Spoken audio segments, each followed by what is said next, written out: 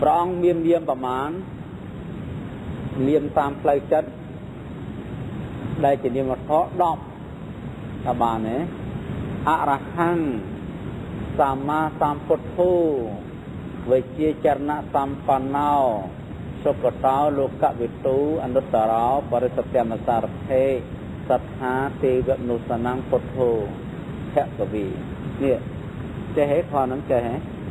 ចេះហេហើយអត់ចេះទេមានអត់ចេះទេអ្នកអត់ចេះមកពីអត់ចាំអត់រៀនទិញមកអត់ចេះហើយពនាម10ហ្នឹងយើងប្រែមើលអរហង្គព្រះអង្គឆ្ងាយចាកកិលេសឃើញទេនេះស្ដីក្នុងហើយលែងនិយាយពីរូបហើយកិលេសមានក្នុងព្រះអង្គទេរាគៈទោសៈមោហៈមិនមានទេនេះបានយាមថាអរហង្គព្រោះអស់កិលេសអស់ទាំងប្រយោគទៀតណាកាយប្រយោគវចីប្រយោគកម្មាច់កាយកម្មាច់វាចាប្រកបកាយប្រកបវាចាដែលព្រះអង្គឆ្លត់សន្សំមកតាំងពីពធមជារហូតដល់ថ្ងៃបានត្រាស់ដំណើរចេះដំណើរចុះដល់ពេលបានត្រាស់ហ្នឹងគឺអស់ហ្មងអស់ប្រយោជន៍គឺព្រះអង្គមានជាពុទ្ធចរិយាដូចជាព្រះពុទ្ធអំពីបុរាណ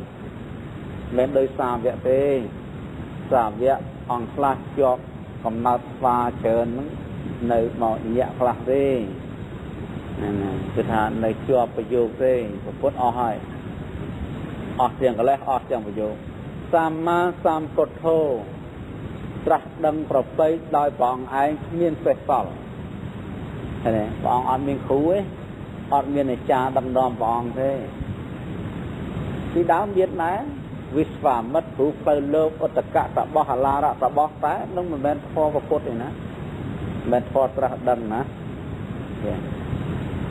មិនចតរារិយសច្ចណាអញ្ចឹងនៅពេលដែលព្រះអង្គត្រាស់ដឹងចតរារិយសច្ចគឺព្រះអង្គដូចអត់មានគ្រូហើយសួរតែព្រះអង្គត្រាស់ដឹងព្រះអង្គធ្វើសមាធិទេធ្វើទេយើង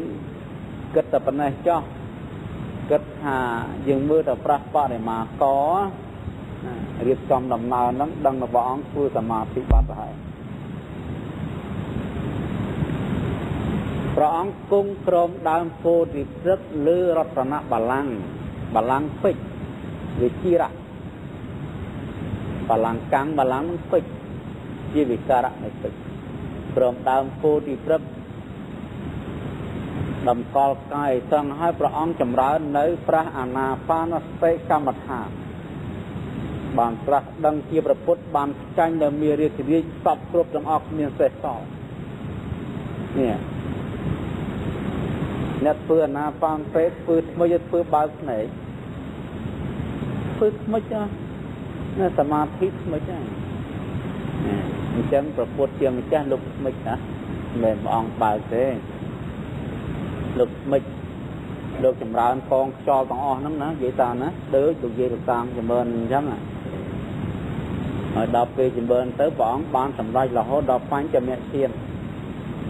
ក៏ញ៉ាំនៅវិជា3ហៅពពេនិវាសានុស្តិវិជាចុតោវបតវិជាអាសវគយវិជាណាអង្គបានវិជា3ពពេនិវាសានុស្តិវិជាបានន័យថាព្រះអង្គអាចរលឹកឃើញមានប្រាជ្ញាមានស្មារតីរលឹកឃើញនៅខណ្ឌបញ្ចកៈដែលអាស្រ័យហើយក្នុងកាលមុនអតីតជាតិ